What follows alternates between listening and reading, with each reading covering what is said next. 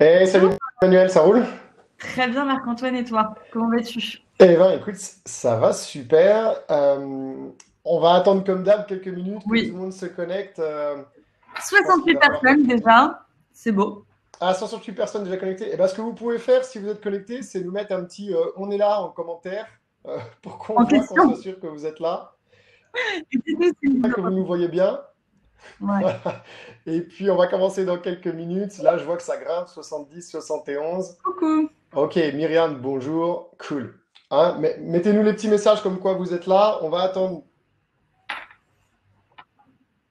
le temps que tout le monde soit là, histoire que les retardataires puissent profiter du début. Et puis, ah, ça y est, c'est parti, les commentaires. Ah, j'adore. C'est ma partie préférée Bonjour dans Jean-Marc, tout le texte. Faustin, Thierry, Bernard, Laurent. Ouais, c'est bon, ça va trop vite pour que je puisse le Ah lire. ouais. Véronique, Olivier, Lydie. Allez, c'est parti. Cool, lâchez-vous. On attend juste Attends, deux oui. petites minutes, 5 petites minutes, le temps que tout le monde se connecte, On va attendre jusqu'à 4, 4, le temps que ça 5. grimpe. Alors, Marc-Antoine, je pense qu'on est un tout petit peu décalé. Donc, il faudra juste qu'on fasse des pauses entre nos phrases. Pour D'accord, ok, on va parler doucement. On va essayer d'aller doucement. Michel, coucou depuis le Quelle Colombier à bicorpe. Saint-Véran. Ok, cool. Le Claude Sincère, dans la Vienne. Je suis là, The Manor Calvi Corse. Yes, c'est bon. Si les Corses sont dans la partie, c'est qu'on va pouvoir travailler. Enfin. Bonjour de Cannes. Ok. Marité, Stéphanie. Bon, ça grimpe, c'est cool. Vous êtes au rendez-vous? Parfait. Bah oui, moi j'avais peur que tout le monde soit encore un peu à table, Il est encore un peu 15 à heures, Marc-Antoine. l'apéro, encore un peu confiné. Ah bah 15 heures, attends, 15 heures c'est l'heure normalement à laquelle tu sors pour aller Alors, boire non. ton petit café, te prendre ton petit Ah, c'est pas faux, c'est calva, pas tu faux, vois, ça dépend. Impatient d'écouter. sur une Oui, journée de tout à travail fait. normale. Laurent en Touraine, Grand soleil. Alain Saint-Raphaël en Périgord. Ah ouais, bah oui. Bah ici aussi, hein. D'ailleurs, s'il fait un peu sombre ici, c'est tout simplement parce qu'il fait tellement chaud que j'ai dû fermer C'est les ça, ouais. volets et allumer la lumière, parce que sinon malheureusement, mon bureau est un sauna. Bah, Euh, nous sommes là, Gabriel et Anne-Marie en Provence. Ah, Gabriel Marcoux. Bonjour Gabriel. Gabriel, on se connaît. Il y a des élèves au dodo, c'est bien. Les Britanniques viendront-ils avec la quarantaine imposée? Alors, Guy, les questions, c'est pour tout à l'heure. On va commencer par faire la présentation et après, on a beaucoup de temps à vous consacrer pour toutes les questions. Donc, vous inquiétez pas, ouais. ça va On venir attend après. 2 minutes. Nicolas Deham, oui, on Marc-Antoine, est au pour le coup, dodo. je pense, on démarre à 5. Je vois qu'il y a 80 et quelques personnes. On va dépasser les 100 bientôt. Donc, je pense qu'à 5 tapantes, si t'es OK, on démarre. Ouais. Et ben à 5 tapantes, on démarre. Oui, on sait qu'on a un petit problème d'image en ce qui me concerne. Alors si je suis flou, c'est pas parce que vous avez trop bu, c'est parce que la connexion est pas exceptionnelle. J'en suis désolé et je me plaindrai à qui de droit, mais pour le moment, on n'a pas Non. réussi à solutionner ça. Sophie, bonjour Sophie. Il y a du monde aujourd'hui, c'est bien. Merveilleux. Patricia du Lot, super. Eh ben on attend encore quelques minutes. Et oui, je ne sais pas pourquoi la connexion est floue. Bon, en tout cas, le principal, c'est que vous voyez bien Emmanuel, parce que c'est la plus belle et c'est elle qu'il faut voir. Moi, c'est beaucoup Marc-Antoine, moins je important. suis Il faut mariée surtout et je m'écouter. connais ta femme. Ça suffit. Oui, d'ailleurs, elle va nous écouter, je Coucou, vais avoir des Ombline. problèmes. Nicole, bonjour Nicole. Eh ben, il y a quelques élèves au dodo dans la Merveilleux. partie aujourd'hui, c'est bien. Si l'hôtel n'a pas été fermé, obligatoire les analyses de Genève. Alors, tout ce qui est question, encore une fois, pour ceux qui viennent de se connecter, on va commencer par faire la présentation, vous expliquer certaines choses qui sont très importantes. Et dans un deuxième temps, on va répondre à toutes vos questions et on va y consacrer beaucoup de temps. C'est-à-dire qu'on va faire une Ouais. petite partie présentation et une grosse partie réponse aux questions pour être sûr que quand on se quitte, on ait écumé les sujets en long, en large. Montrez vos Régis, alliances. C'est bon. c'est bon, c'est là. C'est bon. Henri, Ah, on n'entend rien. Ah, Henri. Alors, est-ce que vous nous entendez bien? Henri dit on n'entend rien. Est-ce que vous nous entendez correctement?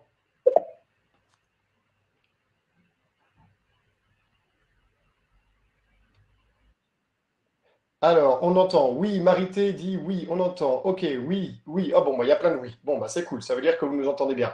Alors, oui, 5 sur 5. Oui, oui, oui, il y a plein de oui. Alors, il y en a un de vous qui nous entendait pas très bien. Je vais vous donner un conseil à la con, du coup, mais augmentez le son éventuellement sur votre ordinateur sur lequel vous nous regardez. A priori, tout le monde nous entend bien. Myriam, c'est bon. Ok, il est 05. Est-ce qu'on lance la présentation, Emmanuel? Et je pense que nous lançons tout à fait la présentation. Allez, Ski, Merveilleux. c'est parti. Pour commencer, bon, déjà, Alors, merci de nous mettre un Ah, petit. Marc-Antoine, nous parlons en même temps. Dema- Je crois qu'on. Non, non, demande-leur s'ils voient bien la présentation à Ouais. l'écran.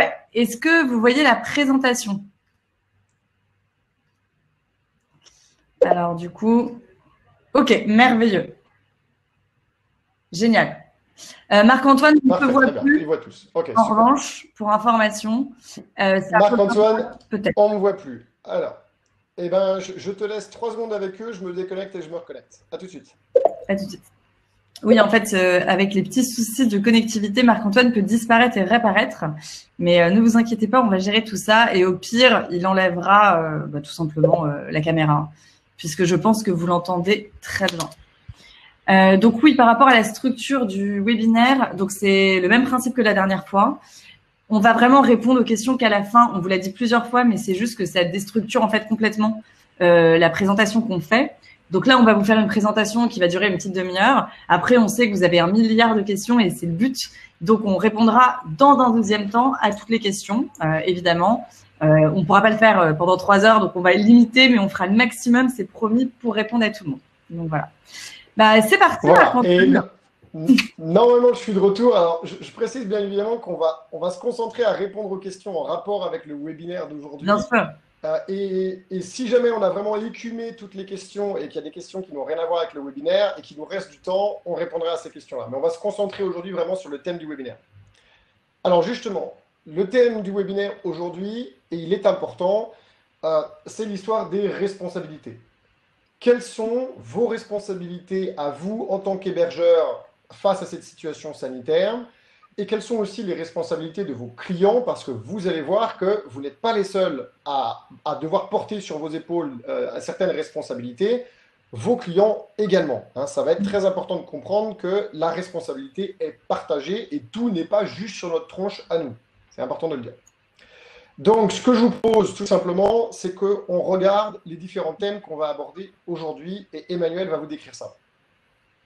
Donc voilà, on a fait quelques parties. Bien évidemment, on répondra après à toutes les questions. Donc, ce qu'on va voir, c'est très simple. Donc, c'est quelles sont vos responsabilités face au Covid et les responsabilités des voyageurs, de vos clients. La question de la prise de température, qui est une question qui revient très, très, très régulièrement et on vous comprend. Donc, pareil, on va faire un petit axe spécial là-dessus. Comment vous protéger des... Et je précise, je précise pour la question de la prise de température que tout ça a énormément évolué ces derniers jours et des choses qu'on a dit la semaine dernière, enfin que j'ai dit, je vais assumer, conneries qu'il ne faut surtout pas faire, donc on va vous en parler juste après, parce que le gouvernement a enfin décidé de prendre position et donc tout ce qu'on a pu dire la semaine dernière sur le sujet est caduc. On va le voir tout de suite. Exactement. Ouais, bon, il faut savoir que le 31 mai, il y a eu un protocole sanitaire HCR définitif arrêté par le ministère du Travail. Donc, ça nous a donné plus d'infos. Voilà. Après, voilà, comment protéger donc des poursuites éventuelles et après, qui pour vous aider. Donc ça, pareil, on va vous montrer une petite liste de groupes et autres qui peuvent vous aider autour de ça. Et après, la fameuse partie réponse aux questions. Donc, voilà. Donc, Marc-Antoine, je te laisse démarrer par rapport aux responsabilités face au Covid et donc les responsabilités des clients. Ouais. Ok, donc c'est le thème principal de ce pourquoi on est réunis aujourd'hui. Comme je vous l'ai expliqué tout à l'heure, la responsabilité est partagée. Alors, on va commencer par le tout début, qui sont le respect des gestes barrières. C'est la responsabilité principale que vous partagez avec vos clients. Donc, je ne vais pas vous la refaire parce que vous les avez entendus des milliards de fois, mais il faut absolument que, à la fois, vous et vos équipes respectiez les gestes barrières et les clients également. Tout à fait. Il y a un autre niveau de responsabilité pour vous en tant qu'hébergeur, que vous soyez hôtelier, que vous soyez propriétaire de maisons d'hôtes, de gîtes ou de quoi que ce soit d'autre. vous avez l'obligation d'afficher la petite affiche que vous voyez ici à gauche sur les gestes barrières. Donc, si vous êtes hôtelier, ben, c'est super simple, hein, vous allez mettre ça à la réception, dans l'ascenseur, typiquement un endroit que tout le monde va fréquenter, cage d'escalier, bref, à des endroits qui sont très faciles d'accès et publics. Si vous êtes une maison d'hôtes, par exemple, il est évident qu'il y a beaucoup moins d'espace partagé et public, donc vous allez mettre ça à des endroits, vous n'avez pas de réception, par exemple, à proprement dit, donc débrouillez-vous pour mettre ça à des endroits où c'est visible. Ça, c'est vraiment une de vos obligations aujourd'hui. OK ? C'est très important ce que tu dis, Marc-Antoine, parce qu'en effet, c'est pas tant le fait de le faire, enfin, c'est ce que tu disais, dans la communication justement qui a été faite, le plus important réellement est l'affichage. Donc c'est important, je répète, hein, mais la communication qui a été faite justement il y a 48 heures, pour vous protéger, en effet, la première chose à faire, c'est d'avoir ces affichages très clairs dans l'établissement, et il peut vous être reproché de ne pas l'avoir fait. Donc ça fait clairement partie Absolument. de responsabilité, vous êtes dans l'obligation de le faire dans toute partie commune, donc autant en mettre le maximum possible, comme ça vous êtes sûr que ça ne peut pas passer au travers et ça ne peut pas passer de manière inaperçue. Voilà, très important.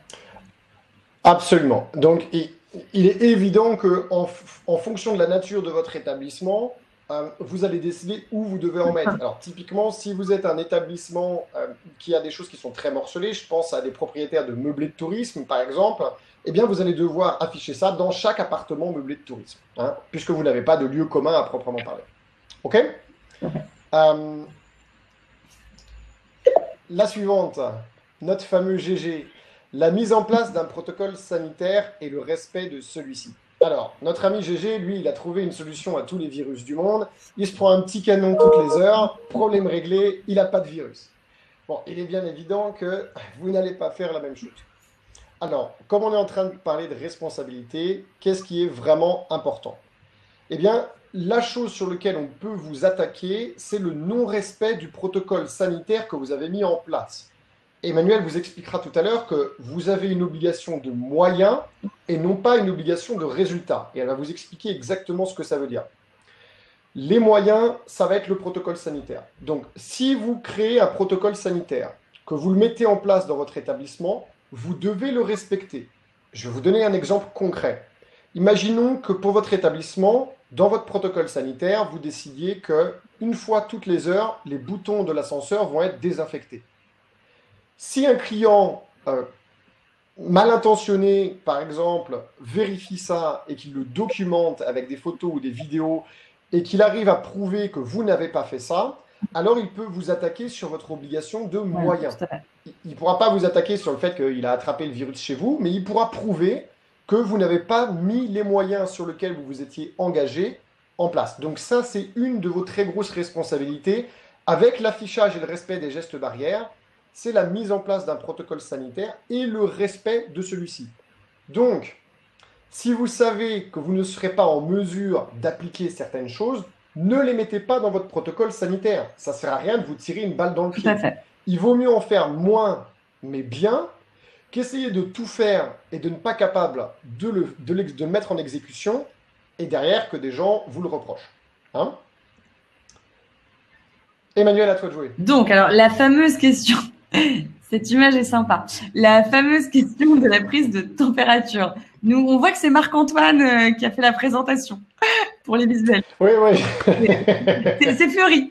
Donc voilà, la question de la prise de température, donc qui est hyper importante. Bon, on a, alors ça fait un peu costaud comme texte comme ça, mais c'est important. Donc, on vous a trouvé plusieurs articles. D'ailleurs, Marc-Antoine, tu peux commencer sur cette partie et je terminerai si tu veux. Ouais, ça marche. Donc, toi qui avais trouvé cet article très intéressant. Absolument. Donc, vous le savez, hein, le gouvernement, c'est un peu une danseuse. Donc, avant de prendre une décision, ils nous ont dit du blanc, ils nous ont dit du noir. Il se trouve qu'il commence à arriver à maturité sur la prise de décision. Et voici la conclusion alors j'adore le nom, le Haut Conseil de la Santé publique sur la prise de température. Pour vous dire, c'est des hauts fonctionnaires qui ont planché juste sur ce sujet-là, grâce à vos impôts. On est super content de le savoir. Quels sont les points qui sont importants? La première chose, ça c'est les points qui sont scientifiques, donc pas légal, on va arriver sur le légal après. C'est que la partie infection et la fièvre n'est pas toujours présente chez les malades. Vous pouvez très bien être malade du coronavirus et ne pas avoir de fièvre. L'autre chose, c'est que la durée de ce qu'ils appellent le portage viral elle peut être plus ou moins longue. Donc, il se peut très bien que vous soyez porteur du virus, mais que ça ne se voit pas encore et que la température affichée ne le reflète pas. Donc, évidemment, toutes ces situations qu'ils appellent des situations associées à un risque accru de diffusion du virus, bah oui, évidemment, ce qui va permettre que le virus ne circule pas trop, ça va être les gestes barrières. Ils expliquent aussi que la fièvre, donc la température, ce qui pourrait être un moyen de savoir si oui ou non quelqu'un a le virus, elle peut être masquée par certains médicaments et qu'en plus, certaines personnes peuvent avoir de la température pour d'autres raisons. Vous pouvez avoir été au soleil avant d'arriver dans un établissement, vous aurez de la température. Votre température corporelle sera un petit peu plus haute. Donc sur le côté scientifique pur et simple, en gros, ce qu'on nous dit, c'est que ça n'est pas suffisamment fiable, ou en tout cas, ça n'est pas déterminant, ça n'est pas à 100% déterminant la prise de température. On l'utilise comme un facteur objectif de juger si oui ou non quelqu'un a le virus ou n'a pas le virus. Et là, je te laisse la main pour expliquer la slide suivante, Emmanuel. Ouais, donc voilà, donc après on vous a donc partagé la conclusion du Haut Conseil de la Santé, donc qui explique très clairement que la prise de température dans un objectif de dépistage de Covid dans la population n'apparaît pas comme une mesure fiable. Donc c'est-à-dire que le fait que vous preniez la température n'a pas de réel intérêt déjà et ne vous protégera pas davantage. Ça ne fait pas partie du protocole d'ailleurs qui est mis en place pour la simple et bonne raison que ce n'est pas un indicateur. Voilà, comme l'a dit Marc-Antoine, ça peut être 1000 raisons. La chose qui est hyper importante, c'est cet extrait du code pénal, pour le coup, qu'on a trouvé. Donc, vous pouvez le lire. Donc, selon l'article 2 de la loi du 11 mai 2020, l'article 121.3 du code pénal est applicable en tenant compte des compétences, du pouvoir et des moyens dont disposait l'auteur des faits et compagnie. Je vous le dirai plus tard. En résumé, ça veut dire que votre responsabilité civile et pénale ne peut être engagée qu'en cas de faute intentionnelle ou de faute commise par imprudence ou négligence de votre part. Donc, c'est ce que disait Marc-Antoine tout à l'heure très brièvement. C'est-à-dire qu'aujourd'hui, vous ne pouvez pas être tenu responsable du fait que quelqu'un ait le Covid, en partant par exemple de votre établissement. Il faut que ce soit prouvé que de votre fait, il y a eu une intention et en effet une faute commise. Donc, c'est-à-dire que si on voit, par exemple, en effet, il y a des vidéos, des photos de votre établissement sale, sans aucune mesure d'hygiène, pas d'affiche sur les murs et qu'en fait, vous correspondez à aucune norme, là, vous pourrez être attaqué. C'est là où vous pourrez avoir... Vous serez attaqué sur ce manquement à l'obligation de moyens. Alors, pour résumer ce qu'on vient de dire avec Emmanuel, il est très important de comprendre la chose suivante. La prise de température à l'entrée de votre établissement n'est non seulement pas conseillée, il semblerait qu'elle soit carrément déconseillée, voire qu'elle soit illégale. Donc, on oublie, ça aurait pu être quelque chose d'intéressant. La raison pour laquelle je dis ça, c'est parce que j'en ai parlé les semaines précédentes et ça semblait, en attendant que le gouvernement se positionne, ça semblait pouvoir être quelque chose d'intéressant puisque c'est ce qui est fait dans d'autres pays, comme par exemple la Corée du Sud, qui, on le sait, a été un peu en avance sur ce genre de trucs par rapport à nous. Donc, en France, du fait du code pénal et du fait des lois sur la discrimination, vous ne pouvez pas obliger des gens à accepter que vous leur preniez la température et vous ne pouvez pas leur refuser le service s'ils refusent que vous leur preniez la température. Alors ça, c'est très important, Marc-Antoine. C'est vrai que, en effet, c'est bien de le dire en conclusion, ça constitue une discrimination. Donc, et ça, c'est pas une hypothèse qu'on émet, c'est issu de l'article 1 de la loi 2008-496 du 27 mai de la même année, 2008. Je vais vous le lire très rapidement. Constitue une discrimination la situation dans laquelle, sur le fondement de son état de santé, une personne est traitée de manière moins favorable qu'une autre ne l'a été ou ne l'aura été dans une situation comparable. Donc, peut-être qu'il va y avoir un nouveau décret, un nouvel article de loi dans une semaine ou dans un mois, c'est possible. En tout état de cause, aujourd'hui, vous ne pouvez pas, et vous vous exposez d'ailleurs, de par cette discrimination commise à l'égard d'une personne physique, à donc 3 ans d'emprisonnement et 45 000 € d'amende, puisqu'en fait, vous n'avez pas le droit de refuser la fourniture d'un bien ou d'un service. C'est pareil pour les embauches, c'est pareil pour tout ça. Donc, C'est vraiment aujourd'hui discriminatoire, donc faites attention, parce que pour le coup, là-dessus, ça peut se retourner contre vous. Vous n'avez pas le droit de faire ça. Voilà, c'est ça. Voilà. Donc la conclusion qu'on vous donne avec Emmanuel, c'est vous oubliez toute mesure de prise de température à l'entrée de votre établissement. Voilà. Alors, ça semblait être une bonne idée, mais comme beaucoup de bonnes idées qui semblent être bonnes au début, eh ben en fait c'est une idée à la con, donc on va pas le faire. Non, mais ça s'entend pour se protéger maintenant, enfin pour faire très simple, au-delà du fait que discriminatoire ou pas discriminatoire, c'est-à-dire que c'est quelque chose qui est même pas valable. Au final, vous allez prendre la température de quelqu'un, vous exposer à des risques pour que la personne dise que c'est discriminatoire et compagnie, pour en plus quelque chose qui n'est même pas valable et qui ne va pas vous assurer que la personne est pas porteuse. Donc, enfin, au final, vous n'avez pas d'intérêt à le faire. C'est vraiment ce qu'il faut vous dire. Enfin, il n'y a pas d'intérêt à faire. C'est clair. Voilà. Allez, on passe à la suite. Comment est-ce que vous pouvez vous protéger de poursuites éventuelles? On a vu que vous aviez une obligation de moyens, donc l'affichage des gestes barrières, ouais. Le respect de ceux-ci et le respect du protocole sanitaire que vous avez mis en place. Ça sont vos obligations de moyens. Maintenant, on n'est jamais à l'abri que vous ayez un mauvais coucheur ou, pour le dire plus clairement, un gros con, parce qu'il y en a partout, des gros cons, je suis désolé. C'est une vraie réalité qui décide de vous emmerder pour une raison X ou Y. Comment est-ce que vous pouvez vous protéger? Et vous allez voir que se protéger, ça se fait en amont. Alors, sortez couvert, entre guillemets. Hein, et Emmanuel va vous expliquer comment. Merci Marc-Antoine pour cette jolie transition. Donc, en effet, un petit retour sur les fondamentaux légaux. Donc, voilà, hyper important, Covid ou pas Covid, en tant qu'établissement, vous avez des obligations en amont et ça passe par le web. Donc, je vais vous partager mon écran. Hop. Que normalement, vous allez voir dans quelques instants. Donc, ouais, c'est bon, on voit tout. Ouais. Parfait, c'est merveilleux. Ça passe par des documents légaux. Les documents légaux, ça ne va pas se très loin. Oui, Marc-Antoine, dis. Confirmez-nous en commentaire si vous voyez bien, puisqu'on a changé, confirmez-nous en commentaire que vous voyez bien l'écran qu'Emmanuel est en train de vous montrer, parce que ce qu'elle va vous montrer, c'est important. Top. Jean-Marc est très réactif. Merci. Ouais, ok, parfait l'écran, Olivia.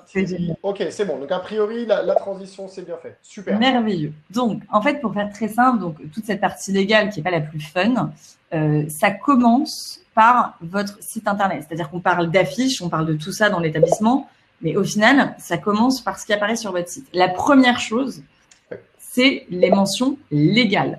Les mentions légales, c'est une obligation. Ce n'est pas une option. Vous êtes vraiment dans l'obligation de les publier sur votre site. On sait que c'est, entre guillemets, une prise de tête, cette partie mention légale. Bon, là, vous reconnaissez pour la majorité donc l'espace Amenities, donc qui est l'espace sur lequel vous gérez votre site, vos paramétrages, etc. Amenities a développé une fonctionnalité particulière pour vous aider dans la publication des documents légaux. Donc, c'est-à-dire qu'en fait, on a fait toute la trame. On a payé des avocats pour ça, pour pas que chacun de nos propriétaires partenaires ait à le faire. Donc, voilà. Les documents légaux, c'est-à-dire qu'en fait, je vous montre très rapidement, vous allez avoir voilà, des cases à remplir et ça va vous générer automatiquement, tout simplement, le document légal. Donc, vous allez remplir. Bon, là, c'est pré-rempli pour l'exemple. Ça va vous montrer, voilà, je suis à 51% de mon document légal, 68% et compagnie, et vous allez arriver jusqu'à 100%. Ça va se compléter au fur et à mesure. Vous avez juste à remplir les cases. Et là, oh magie, on aime les paillettes chez Amenities et les confettis, tout à fait. Et donc là, ça a publié vos mentions légales. Donc vraiment, vous avez juste à remplir des cases et ça génère automatiquement ça sur votre site internet. Donc ça, c'est la première chose. Une fois de plus, c'est une obligation. Ce n'est pas une option. La deuxième obligation que vous avez, et ça, beaucoup pensent que justement, c'est une option et ça ne l'est pas, c'est la partie conditions générales de vente. Pourquoi cette partie est importante? Déjà parce que c'est obligatoire et vous pourrez encourir de fortes amendes. Donc ça, il faut le savoir. On a des propriétaires qui ont déjà été pénalisés parce qu'ils n'avaient pas de conditions générales de vente publiées. Pour la page conditions générales de vente, donc vous faites une page additionnelle conditions de vente et vous la créez. Je ne vais pas vous montrer le process. Après, ça, c'est votre contenu. Le contenu de la page conditions générales de vente est propre à chaque établissement. On vous a quand même fait un exemple sur Amenities parce que, vous le savez, on prend le temps de vous accompagner. Le but, c'est que voilà, vous ayez moins de choses à faire et qu'on soit là pour vous aider dans chaque étape. Donc, les conditions générales de vente, en effet, on vous a fait un exemple. C'est clairement l'occasion de communiquer sur le Covid et de vous protéger. C'est-à-dire, on parle d'affichage dans votre établissement. Mais d'ores et déjà, protégez-vous, expliquez le protocole qui a été mis en place, expliquez, mais tout un tas de choses, hein, ça va de la modification de séjour jusqu'à l'annulation, la force majeure, le cas Covid, etc. Donc, c'est-à-dire que tout est clair et rien ne pourra vous être reproché. Très important. C'est du préventif, en fait. Hein. Ce qu'Emmanuel vous montre aujourd'hui, c'est, en fait, on se protège en anticipant des scénarios qui pourraient arriver. Avec l'outil Amenities, c'est super à faire. Maintenant, quel que soit l'outil, il faut absolument que vous ayez une page mention légale, une page conditions générales de vente, c'est obligatoire. Alors, pour faire une petite parenthèse sur les conditions générales de vente, Emmanuel vous a expliqué qu'il y a certains propriétaires qui ont eu des ennuis avec la justice par rapport à ça.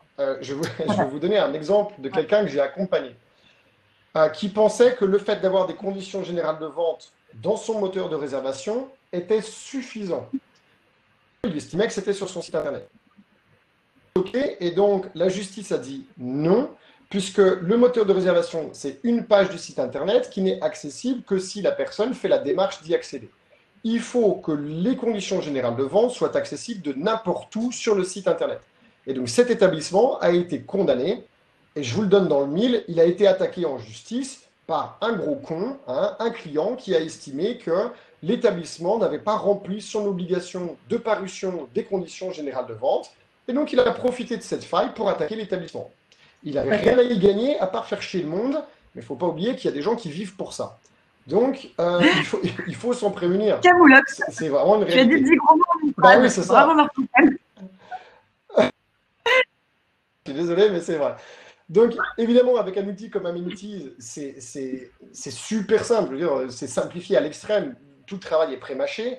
Ben, si vous n'avez pas un outil comme Amenities, ça ne vous empêche pas, de toute façon, de créer une page mention légale, une page conditions générales de vente. Conditions générales de vente avec Amenities, on a bossé pour vous donner un exemple, donc n'hésitez pas à en profiter, puisqu'encore une fois, on a bossé avec des avocats pour vous le donner. Tout à fait.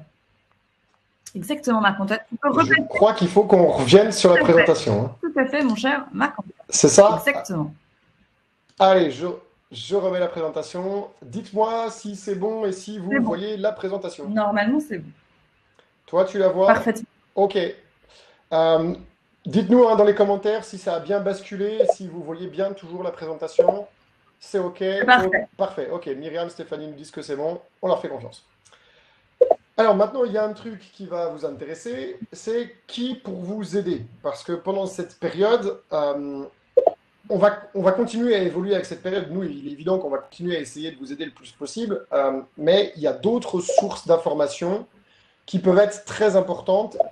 Alors, on m'entend très mal. Alors, je vais essayer de rapprocher mon micro. J'espère que vous allez bien m'entendre. Alors, qui pour vous aider? Les premières personnes que vous pouvez contacter pour vous aider, ce sont vos assureurs. Dans la plupart de vos contrats, vous devriez avoir une assurance, une protection juridique. Hein, généralement, quand un établissement est assuré, et je souhaite bien que ce soit le cas pour vous, vous avez toujours un minimum de protection juridique d'inclus dans les contrats d'assurance. Alors, il faut, si vous avez des questions, eh bien, n'hésitez pas à contacter votre assureur et à voir ce que lui, il peut faire pour vous aider. Hein. Ça va être la première chose. Ensuite, Emmanuel. Alors, la partie hyper importante, c'est les organismes dont vous faites partie.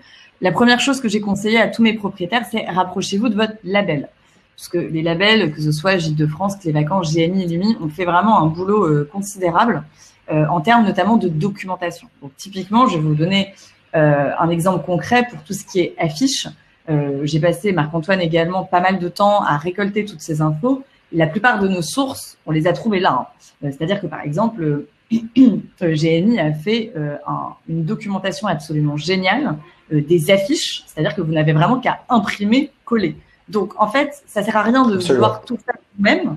Rapprochez-vous de ces organismes, tout est visible sur Internet, allez sur ces sites, c'est une véritable mine d'or. On l'a pas mal fait là les dernières 72 heures et vous avez absolument tout. Je vous dis vraiment de l'affiche jusqu'au conseil, jusqu'aux réponses à vos questions. Donc, je vous conseille de vous pencher sur la question avec ces sites-là. Voilà.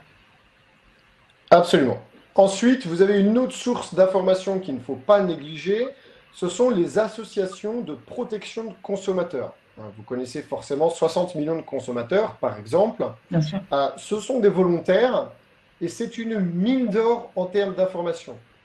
Le but de ces associations, c'est de régir l'interaction entre des producteurs de produits et de services et les consommateurs. En fait, tous les cas de figure possibles et imaginables sont passés à la moulinette par ces associations pour essayer de définir quelles sont les bonnes règles à suivre. Donc, n'hésitez pas à leur poser des questions si vous n'avez pas de réponse à ces questions par d'autres sources. Il est probable qu'eux, ils y aient déjà réfléchi. Et s'ils n'y ont pas déjà réfléchi, eh bien, ils vont se mettre à y réfléchir pour informer le plus grand nombre. Donc, c'est une source qui est non négligeable. Tout à fait. Après, il y a la partie donc hyper importante, c'est donc les ARS, donc les agences régionales de santé. C'est un établissement public financé par l'État. Et donc, c'est des professionnels qui pilotent en région les politiques de santé définies par le ministère. Donc, ils agissent au niveau régional, au niveau local. Et le but, c'est justement d'être plus près des citoyens pour la santé, etc. Donc, évidemment, entrer en contact avec eux, c'est également une bonne idée parce que ce sont les mieux placés pour pas mal de sujets, pour les financements des actions de prévention, la gestion au quotidien des risques sanitaires, l'accompagnement des citoyens, etc., etc. Donc, pour rapprocher les ARS, très important. Ensuite, il y a une autre source évidente, puisqu'on prend du temps pour vous parler aujourd'hui.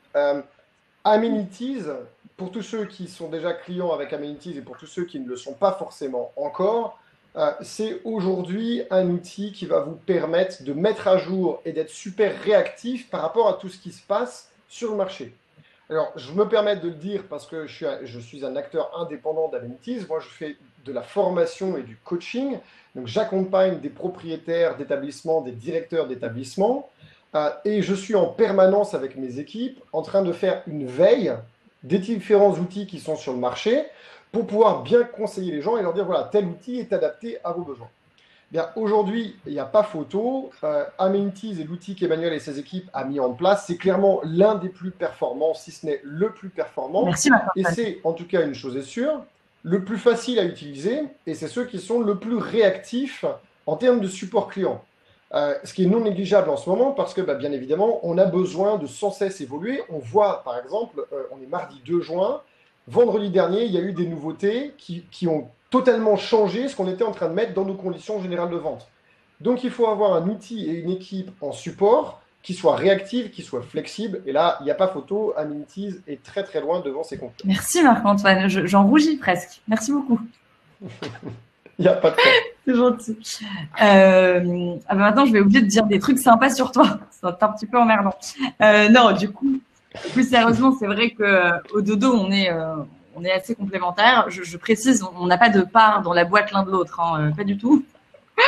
On est complètement indépendants.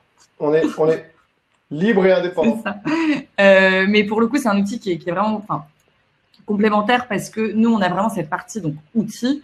Et Ododo est ultra complémentaire parce que, en tant que propriétaire, vous avez besoin de formation et surtout de diagnostic. C'est-à-dire que, normalement, quand vous êtes propriétaire, c'est un métier de passion. C'est-à-dire que c'est pour accueillir les gens, recevoir, partager, tout ça. Mais, en général, vous n'avez pas forcément, on va dire, toutes les connaissances, et c'est bien normal, que justement Marc-Antoine peut vous apporter à travers ces formations, ces diagnostics. C'est des formations qui sont assez complètes en plus, donc moi je la recommande aux propriétaires parce que ça va d'un diagnostic du site internet à, je ne sais pas, une formation sur comment faire vos paramétrages tarifaires.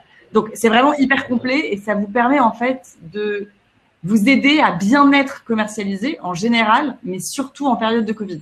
Et je sais que dans notre cas, on a beaucoup de propriétaires qui nous ont posé des questions et on les a redirigés vers Marc-Antoine. Parce qu'une fois de plus, nous, c'est l'outil, mais cette partie formation et diagnostic, contactez Marc-Antoine, qui en plus, en ce moment, fait des petits diagnostics offerts. Donc, c'est assez sympa. Voilà. Merci beaucoup, Emmanuel. Oui, c'est vrai. En ce moment, pour vous aider un maximum, on a rendu gratuit nos diagnostics. Donc, n'hésitez pas à prendre contact avec nous sur ododo.io. Vous pouvez prendre rendez-vous sans aucun souci. Il est l'heure maintenant de répondre aux questions et on va y consacrer un maximum de temps. Vous voyez qu'il nous reste beaucoup de temps. Ouais. Donc, On va y aller petit à petit. C'est Emmanuel qui va gérer un petit peu le flux des questions. Ouais. Donc, n'hésitez pas à les mettre. On va essayer de répondre à tout le monde. On se concentre d'abord sur des questions qui ont un lien avec tout ce qu'on vient d'expliquer. C'est les responsabilités de vous, de vos clients, l'obligation de moyens. Et une fois, si vraiment on a écumé toutes les questions que vous avez, alors on peut éventuellement passer à d'autres questions. Et je pourrais tout à fait vous expliquer comment faire une super tarte à la rhubarbe. Il n'y a pas de souci. Et ça, c'est très important, la tarte à la rhubarbe.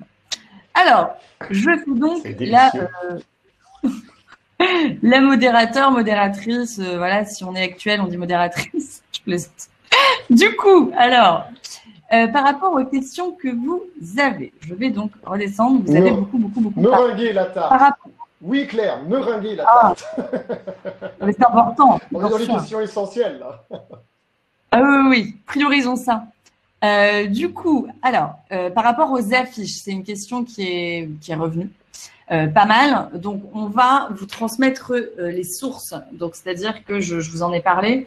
Pour moi, les affiches les mieux fichues, c'est sur le site de gni-hcr.fr. Ça fait partie des choses qu'on vous transmettra après le webinaire. Ils ont vraiment fait tout un système d'affiches absolument génial. Je vais partager mon écran en 2 secondes pour que vous voyez à la limite. Parce que je trouve ça assez top. Alors, attends, parce que d'un côté, non, j'ai une page de code à côté, donc ça ne va pas parler beaucoup. Donc, vous voyez, en fait, ce que je trouve absolument génial, c'est qu'ils ont fait tout un système d'affiches. Donc, hop, je clique, affiche sanitaire. Donc, pour se laver les mains, etc. Donc, ne perdez pas de temps à faire ces affiches-là, puisqu'elles ont déjà été préformatées. Donc, pareil, notre établissement, notre équipe s'engage. Respect, le port obligatoire du masque, etc., etc. Donc, ça, c'est ce qu'on disait tout à l'heure. C'est vraiment la moyen la plus sûre, tout simplement, de vous dédouaner en cas de problème. C'est cet affichage.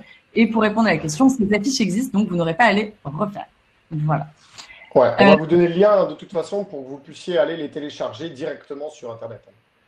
Exactement. On va tout à fait faire ça. Alors, en revanche, c'est bon. Donc, l'affiche, je viens de répondre. Par rapport l'affichage, donc Marc-Antoine, seulement à la réception ou bien partout. Tu me diras ce que tu en penses. Mais pour moi, c'est la nature de votre établissement qui va dicter. Ouais. Voilà, c'est la configuration de votre établissement qui va dicter où vous devez afficher et ne pas afficher. Il n'y a pas de règle précise à ce niveau-là. La seule règle, c'est que ça doit être à un endroit public de votre établissement et en gros, ça doit être affiché de manière évidente. Donc, c'est pas un truc que vous affichez derrière la réception, c'est un truc que vous affichez sur le comptoir de la réception, par exemple. C'est pas un truc que vous affichez dans les toilettes du personnel, c'est un truc que vous affichez dans les toilettes des clients, etc. Dans la cage d'escalier, dans les ascenseurs. Donc là, à vous d'user de bon sens. À partir du moment où on ne le rate pas et où on le voit, ça veut dire que c'est affiché au bon endroit. Exactement. De toute façon, il vaut mieux en mettre plus que pas assez. Je veux dire, c'est pas le fait d'imprimer une affiche de plus. L'obligation, c'est les parties communes. Si c'était mon établissement, j'en mettrais dans chaque chambre, dans chaque pièce, et je serais tranquille. Voilà. Mieux vaut plus que pas. C'est clair. Petite question de Myriam par rapport, je crois, donc, si le site ne permet pas l'option réservation, les conditions générales de vente, puisque c'était par rapport à ce sujet, il est obligatoire qu'elle soit visible, lisible et par n'importe qui. Donc, c'est-à-dire que ce n'est pas une question d'avoir un système de réservation. L'erreur que font beaucoup de propriétaires d'ailleurs, c'est de mettre les conditions de vente uniquement dans le moteur de réservation. Ça ne suffit pas. Ça doit être à part, un onglet conditions de vente, même si on n'est pas dans un processus de réservation. Donc oui, c'est nécessaire sur votre site internet que vous ayez un moteur de réservation ou pas. Absolument. Ok. Est-ce que tu as d'autres... Rien à dire, tu as tout dit. C'est merveilleux, Marc-Antoine. Pouvez-vous nous envoyer le modèle des CGV de vente? Tout à fait. Notre équipe a une fois plus travaillé donc avec Marc-Antoine et Amenities donc sur un site internet, toujours le même, donc que nous allons vous envoyer après la présentation. Et puis, si vous voulez des conseils sur vos conditions générales de vente pour les pousser un petit peu plus par rapport à votre établissement, bien n'hésitez pas à nous contacter avec Ododo, c'est une de nos spécialités. Et vous verrez d'ailleurs, on a fait un modèle qui est d'ailleurs commun avec celui qu'on a fait avec Amenities, que vous pouvez télécharger directement aussi Sur notre chaîne YouTube, au dodo, il y a une bannière. Vous pouvez télécharger les conditions générales de vente et après, vous pouvez les personnaliser autant que vous voulez. Si vous ne savez pas, c'est du langage légal, donc parfois ça peut être un petit peu étrange ou vous ne comprenez pas très bien le langage. Ne faites pas n'importe quoi dans les modifications. Je préfère que vous nous demandiez de l'aide et qu'on passe un petit quart d'heure gratos à vous aider pour que vous ne fassiez pas une connerie, plutôt que vous fassiez une énorme bourde et qu'après quelqu'un puisse vous attaquer. C'est trop important les conditions générales de vente pour que ce soit fait à la légère. Donc vous m'envoyez un message sur Facebook, vous m'envoyez un email, etc. Mais ne faites pas ça à la légère, c'est quelque chose qui doit vous protéger, vous. Tout à fait. Marc-Antoine, est-ce obligatoire d'écrire un protocole sanitaire?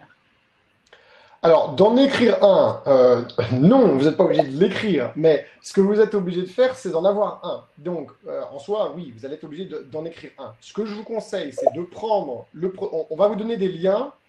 Une fois que tout ça sera fini, vous aurez accès à un certain nombre de ressources. Il y a un protocole sanitaire officiel maintenant qui a été fait. Donc, ce que je vous suggère, c'est de prendre ce protocole sanitaire, de le télécharger et de voir s'il vous convient. Éventuellement, vous allez vouloir rajouter certaines choses ou peut-être qu'il y a des choses qui sont vraiment, ça pousse trop loin et vous estimez que vous ne voulez pas le faire. Encore une fois, ce protocole sanitaire officiel n'est pas une obligation. Vous n'êtes pas obligé d'appliquer tout ce qu'ils vous font faire ou tout ce qu'ils vous demandent de faire. Mais c'est une bonne base de départ. Donc, prenez-le, lisez-le, comprenez-le et puis éventuellement personnalisez-le. Et ensuite, il faut absolument que ce protocole sanitaire il soit sur votre site internet. On a oublié d'en parler avec Amenities, avec Emmanuel. Sur Amenities, encore une fois, c'est super simple de créer une nouvelle page. Lors de notre dernier webinaire, il y a un mois, on vous avait montré comment le faire. Je crois que sur le site internet, Emmanuel, peut-être que tu peux nous remontrer le site internet à l'écran pour leur montrer l'exemple de la page Covid-19. Ouais. Il faut absolument que ce protocole, vous l'ayez sur votre site internet. Ce n'est pas une obligation légale, mais ça va énormément rassurer les gens qui vont venir réserver chez vous, puisque aujourd'hui, on sait bien que les informations sur les mesures sanitaires que vous avez prises sont une préoccupation majeure de vos clients avant de réserver chez vous. Donc ça, bon, je le montre rapidement à l'écran, mais c'est pas, de toute façon, c'est moins lisible. En partage d'écran, une fois de plus, on vous l'enverra. On vous avait donné 2 exemples de protocoles. Ça avait déjà le premier avantage, c'était de rassurer avant tout les voyageurs, parce que c'est quand même le plus important, c'est de les rassurer. Maintenant, pour répondre par rapport au protocole sanitaire, en effet, il n'y a pas de protocole sanitaire validé par le ministère pour le meublé de tourisme et chambre d'hôtes. Donc, c'est pour ça que si vous êtes labellisé, il faut contacter votre référent départemental pour savoir s'il y a un référentiel qui a été mis en place. Donc, c'est comme ça que vous devez fonctionner. Maintenant, le ministère du Travail a publié un protocole national de déconfinement sur lequel vous pouvez vous appuyer et que vous pouvez tout à fait réutiliser pour votre établissement. Mais on n'attend pas de vous, en tout cas, que vous écriviez un protocole sanitaire. Absolument pas. Non. Pas du tout. Non. Et encore une fois, on n'est pas des hôpitaux. On est des hôtels, des maisons d'hôtes, on n'est pas des hôpitaux. Donc, le gouvernement, pour se protéger, quand il nous pond un document officiel, il met le maximum dedans. Vous imaginez bien que le gouvernement ne veut surtout pas que plus tard on dise « Ah là là, ils n'en ont pas assez fait ». Donc, vous allez voir, le protocole sanitaire qu'ils nous ont pondu, il est drastique et costaud. Bon, maintenant, encore une fois, je l'ai dit la dernière fois, c'est pas la peste noire. Bien sûr.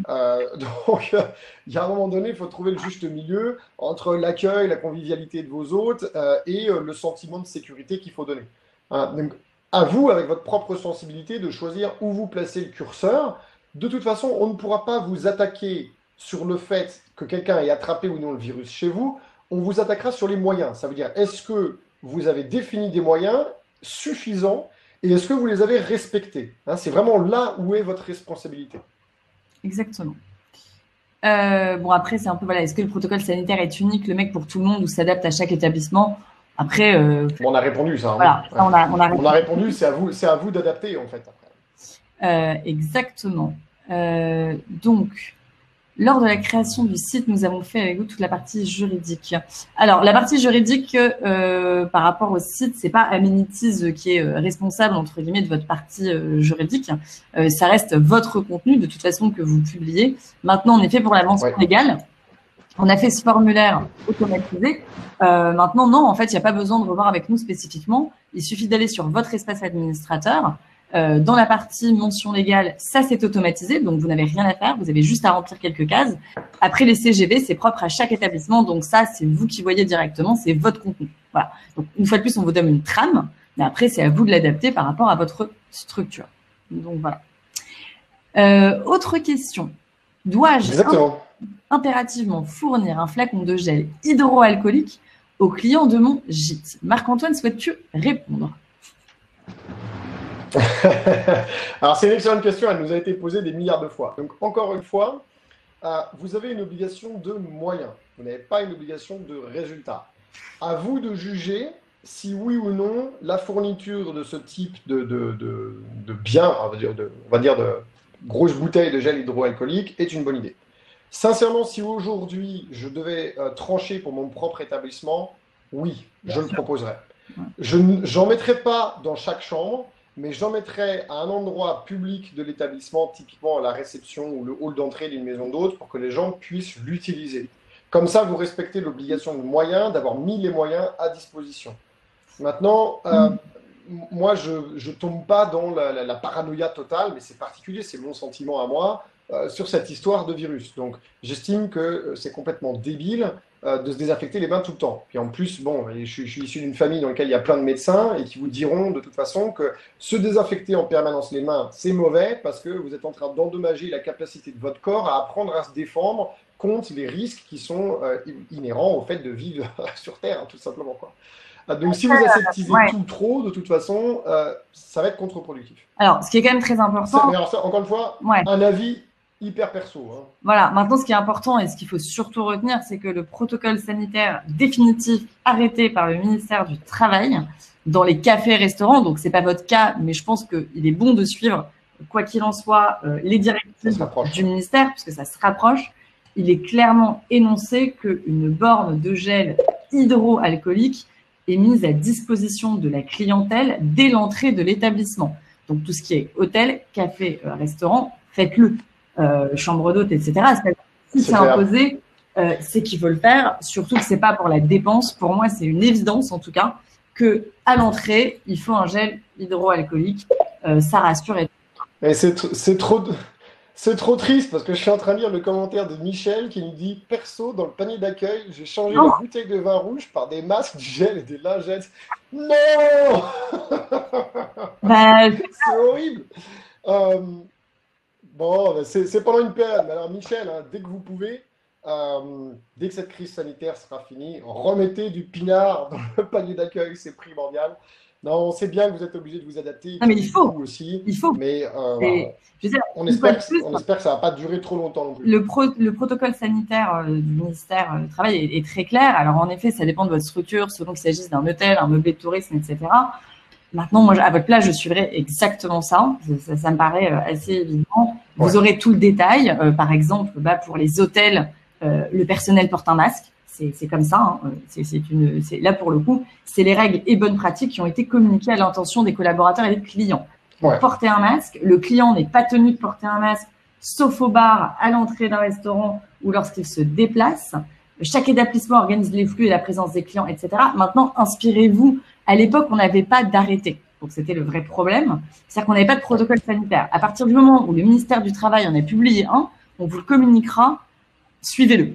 Quelle que soit votre structure, suivez-le parce que c'est directive. Donc, il va être dans les ressources. À la fin de notre webinaire, ce sera dans les ressources. Et en effet, maintenant qu'il y a une position officielle du gouvernement, ils ont mis tellement de temps à en prendre une. Il a fallu attendre la fin du déconfinement et qu'il n'y ait quasiment plus de virus pour qu'ils prennent position.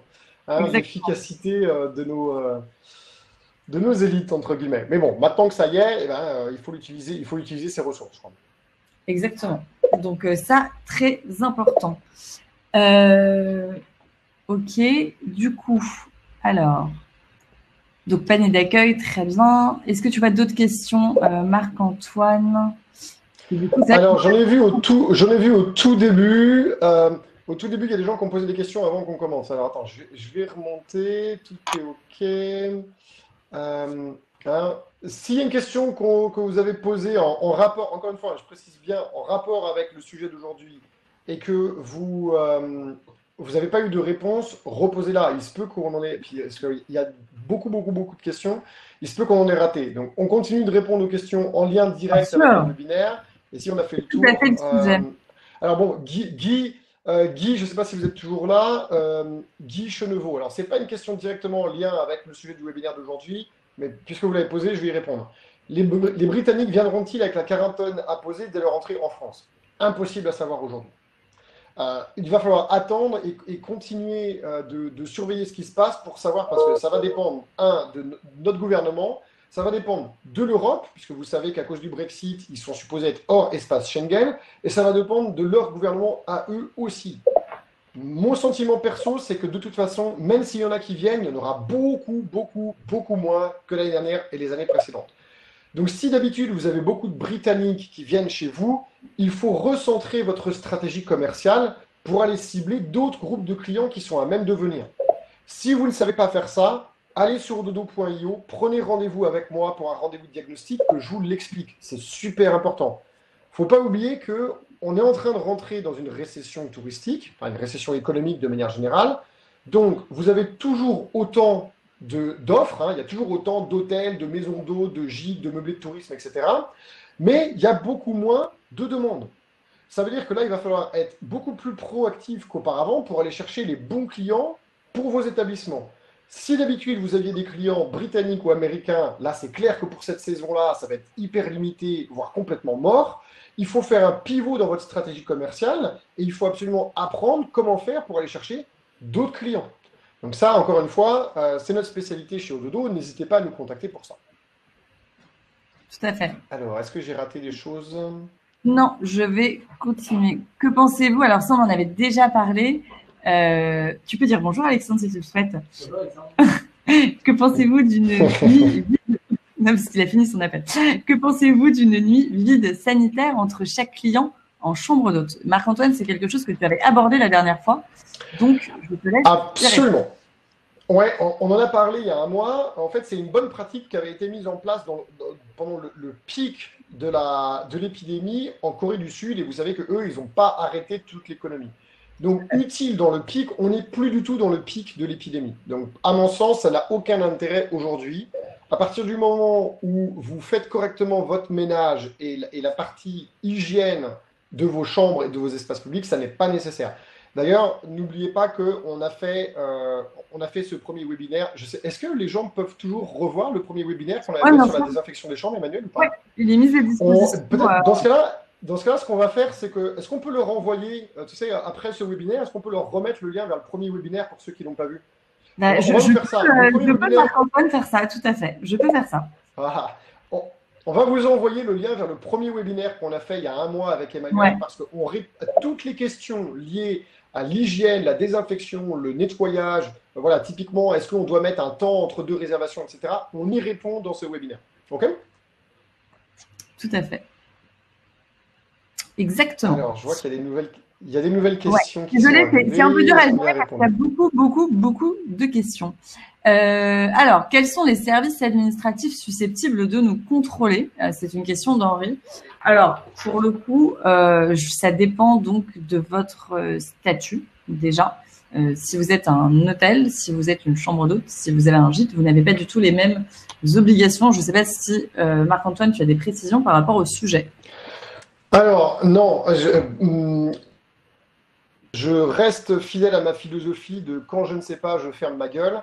Donc là, en l'occurrence, je ne sais pas. Pas de je ne sais pas quelles sont les administrations. Voilà. Je peux faire des Exactement. suppositions, cependant. La première chose, c'est que si quelqu'un doit venir vous chercher des poux sur la tête, avant tout, ça va être des clients qui vont donc vous porter en justice. Donc c'est la justice, hein, dans ce cas-là, pénal par exemple. Ensuite, ce sont les organismes de contrôle classiques. Donc, par exemple, les agences régionales de santé dont on a parlé, s'il devait y avoir dans votre région un cluster de contamination qui prend la naissance, c'est eux qui viendront vous contrôler. Maintenant, les ARS, elles contrôlent scientifiquement et médicalement. Elles ne sont pas là pour sanctionner administrativement. Par contre, les préfectures, elles, peuvent envoyer et générer des contrôles. Et évidemment, les préfectures peuvent décider de la fermeture administrative d'un établissement s'il était évident que cet établissement n'avait pas obéi à cette obligation de moyens. Donc, sans avoir une réponse précise et certaine à 100% à vous donner, Je pense que voilà les différents acteurs qui peuvent rentrer en jeu à ce niveau-là. Après, peut-être qu'il y a d'autres organismes qu'on ne connaît pas. C'est ce qu'on vous dit avec Marc-Antoine. Nous, on est là pour vous aider, trouver des sources, etc. Maintenant, là-dessus, c'est vrai qu'on n'a pas forcément la réponse. Donc, vous pouvez faire des petites recherches sur le sujet. On en fera également. Mais en tout cas, aujourd'hui, on n'a pas la réponse exacte à quel service administratif, quoi. Voilà. Donc, si on l'a, on vous la transmettra et on en parlera lors d'un prochain webinaire. Petite question sur l'aspect masque. Est-ce obligatoire? Ça revient à ce que je disais tout à l'heure. C'est-à-dire que nous, il n'y a pas un arrêté qui a été particulier et dédié pour la chambre d'hôte. Maintenant, entre guillemets, le bon sens veut que suivez ce qui a été établi pour les hôtels et les plus grosses structures. Pour moi, c'est évident qu'il faut suivre ce qui a été mis en place. Ouais, maintenant, aujourd'hui, ce n'est pas spécifié. Donc, en effet, vous avez un statut particulier, etc., en tant que chambre d'hôte. Donc, aujourd'hui, non, écrit noir sur blanc, le gouvernement n'a pas dit que vous êtes obligé, ou en tout cas, je ne l'ai pas vu si c'est le cas. Mais ce qui est évident, c'est que vous êtes dans l'accueil, vous recevez des gens, donc continuez à le faire. Voilà. Alors, je vois une question de Sophie. Bonjour Sophie. L'application Stop Covid. Non, vous n'avez pas d'obligation de l'utiliser. D'ailleurs, je pense que notre Premier ministre l'avait relativement bien expliqué, c'est sur la base du volontariat.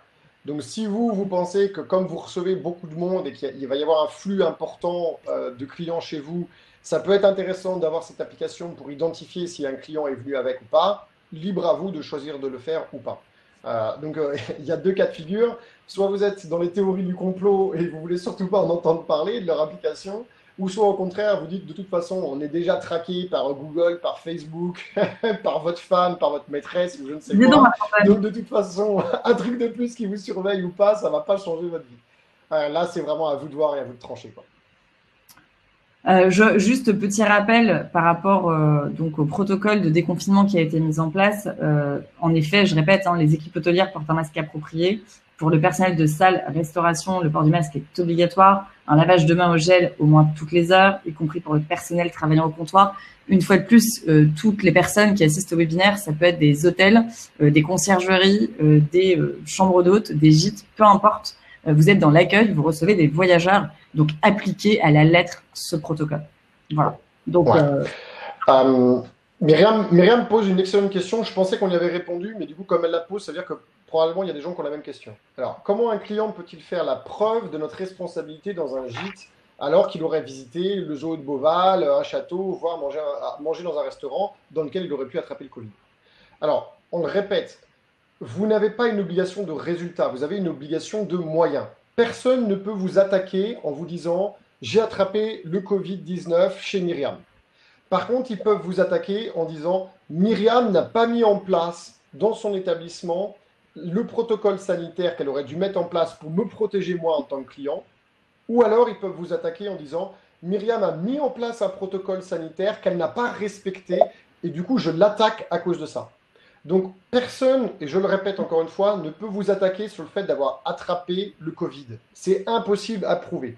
Ils peuvent seulement vous attaquer sur votre obligation de moyens. C'est l'article que je citais tout à l'heure, c'est l'article 2 de la loi du 11 mai 2020, donc quand même très récent. C'est pour ça qu'a priori, ça ne va pas être amené à évoluer, qui dit que, en effet, l'article 121.3 du Code pénal est applicable en tenant compte des compétences, du pouvoir et des moyens dont disposait l'auteur des faits dans la situation de crise ayant justifié l'état d'urgence sanitaire, ainsi que de la nature de ses missions ou de ses fonctions, notamment en tant qu'autorité locale ou employeur. En d'autres termes, votre responsabilité civile et pénale ne peut être engagée qu'en cas de faute intentionnelle par imprudence ou négligence de votre part. Donc, il faut prouver une négligence. En effet, vous êtes soumis à une obligation de moyens et non de résultats. C'est vraiment ça. Il faut que vous reteniez. On ne peut pas vous dire « j'ai attrapé le Covid chez vous ». C'est ça. Vraiment, vraiment important. Quoi. Alors, Fabrice, pour le coup des oreillers, si on ne laisse pas 24 heures entre deux clients, quid des oreillers et des couettes? Vous savez, c'est ce que je vous ai dit la dernière fois, il y a un mois avec Emmanuel. L'idéal, c'est de faire comme dans les pays qui ont l'habitude de ce type de crise sanitaire, c'est d'avoir un double, tout simplement. Ce qui fait que vous avez une rotation et que vous n'êtes pas obligé de mettre 24 heures de vacation entre chaque client. Alors, je sais que c'est un investissement, bien sûr, mais moi, c'est mon conseil. Et personnellement, c'est ce que je ferais. Tu veux continuer à prendre les questions, Marc-Antoine? Eh ben, je vois, alors oui, je vois qu'il y en a qui sont apparus. Alors, quelle mesure? Alors, celle-là, on l'a vu plusieurs fois. Florence, quelle mesure prendre si un cas se déclare dans notre établissement? Alors, super intéressant. On n'a pas répondu à cette question. Vous, personnellement, la première chose, d'abord, alors, réponse à tiroir, pardon. On va structurer la réponse. Comment est-ce que vous allez savoir qu'un cas se déclare dans votre établissement? Très probablement, vous allez le savoir après que le client soit parti. Vous allez être informé par les autorités sanitaires parce que quand quelqu'un est diagnostiqué avec le virus, ils font une enquête sur où il a été. Donc, il y a de très fortes probabilités pour que le moment où vous soyez informé que quelqu'un ait eu le virus chez vous, ce soit après, une fois qu'il soit parti. Donc là, vous allez obéir de toute façon à ce que les autorités sanitaires vont vous demander de faire. Imaginons maintenant que vous aviez quelqu'un en long séjour chez vous et qu'il semble évident que pendant votre séjour, sa santé se dégrade et qu'il soit malade. Le premier truc à faire, c'est d'appeler les autorités sanitaires. C'est eux qui vont vous donner la marche à suivre. Et ça va dépendre des régions. Alors là, on est quasiment, toutes les régions et tous les départements sont quasiment au vert, mais c'est chaque département et chaque région qui gère ça au cas par cas, hein. Donc, il n'y a pas de règle générale. Si vous avez ce type de scénario, il faut appeler l'agence régionale de santé, ou alors les urgences, leur expliquer le cas, et c'est eux qui vont vous rediriger vers les bonnes personnes, hein. Important. Exactement. Après, tiens, un conseil. Alors là, c'est pas une question, c'est un conseil. Du coup, Benoît et Sylvie nous disent que eux, ils ont mis en place des protections d'oreiller jetables, Ah non, ainsi que des alaises plateaux. C'est pas très cher et très rassurant, hein. Éventuellement, ça peut être une alternative au lieu d'acheter un double de couette, un double d'oreiller, etc. tout à fait. Alors, le protocole mis en place est valide jusqu'à quand? Alors, Marie-France, le protocole mis en place est valide jusqu'à quand? Eh bien, a priori, jusqu'à ce qu'on nous dise qu'il n'y a plus de risque sanitaire et Exactement. qu'on peut revenir à la normale, hein. Donc, on croise les doigts pour que ce soit le plus rapidement possible. Je veux absolument que vous puissiez remettre du vin rouge dans vos paniers d'accueil, mais ça ne dépend pas de moi. Donc, faut-il mettre une date dans le protocole? Non. Et en plus, votre protocole, il risque d'évoluer. Il va sans doute s'alléger au fur et à mesure du temps avant de disparaître complètement. Mais ça pourrait être tout à fait l'inverse, que je ne souhaite pas. Il se pourrait qu'il y ait une deuxième vague et que dans ce cas, vous soyez obligé de durcir le protocole. Donc, ne mettez surtout pas de date dans votre protocole. Faites-le évoluer. De toute façon, on va essayer de continuer de vous tenir informé. Je vous rappelle qu'il y a la chaîne YouTube Ododo, hein, sur laquelle on réagit très souvent à l'actualité pour vous aider. J'ai vu d'ailleurs quelques questions sur les piscines et les jacuzzis. Si vous allez sur la chaîne YouTube Ododo, vous allez trouver des vidéos faites avec un pisciniste professionnel pour répondre à ces questions. Donc, encore une fois, hein, pas de date de fin de validité du protocole. On attend et on s'adapte. On est agile et on est réactif par rapport à ce qui se passe. Exactement. Avez-vous un avis, donc Florence, avez-vous un avis sur l'utilisation d'un générateur d'ozone pour la désinfection des chambres?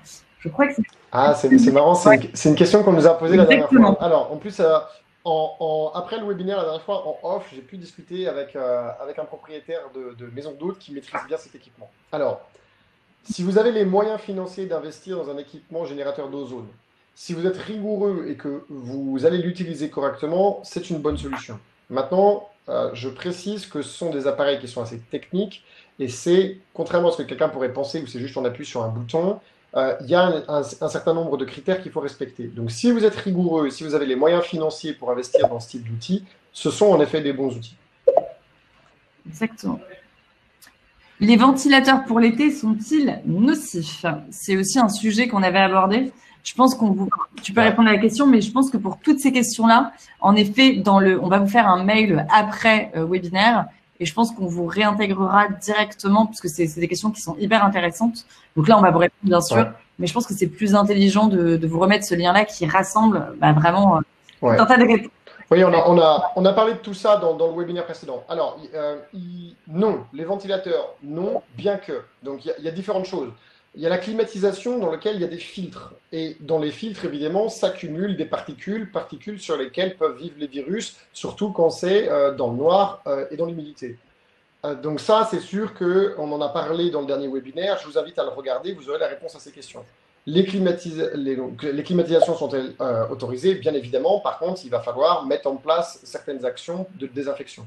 Les ventilateurs, de toute façon, entre crever de chaud ou crever de froid, moi perso, je te dirais toujours de crever de froid. Ah ouais. Donc, Non, Qu'est-ce que t'intéresse, évidemment, Antoine? Ah, évidemment que c'est autorisé si vous voulez. Vous n'allez pas laisser les gens crever de chaud chez vous parce qu'il y a éventuellement un risque. Non, non, évidemment.